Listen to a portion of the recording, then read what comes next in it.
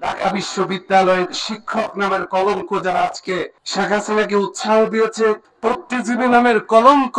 আমরা জোর দাবি জানাচ্ছি তাদেরকেও শাস্তির আওতায় আনতে হবে। যত দ্রুত সময়ের মধ্যে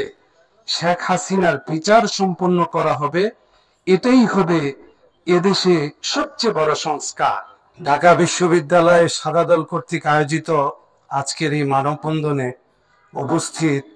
ঢাকা বিশ্ববিদ্যালয় মাননীয় আহ্বায়ক অধ্যাপক ডক্টর মোহাম্মদ মোর্শেদ হাসান খান সহ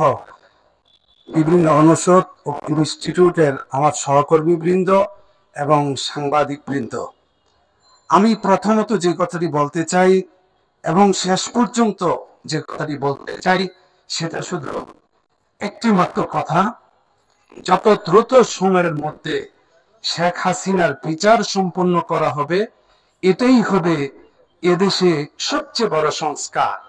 সে কারণে আমরা বলতে চাই আজকের এই মানববন্ধন থেকে স্বল্প সময়ের মধ্যে শেখ হাসিনার বিচারকে সম্পন্ন করবে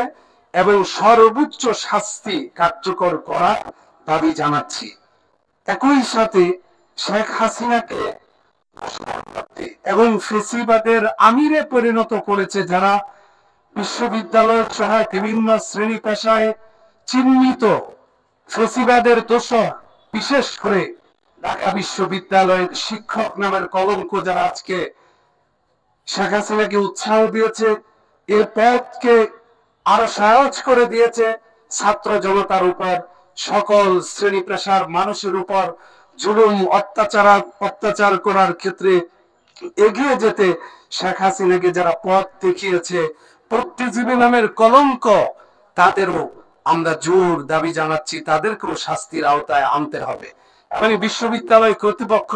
এই বিষয়টি সুনজরে আনতেন, এটা আমাদের প্রত্যাশা।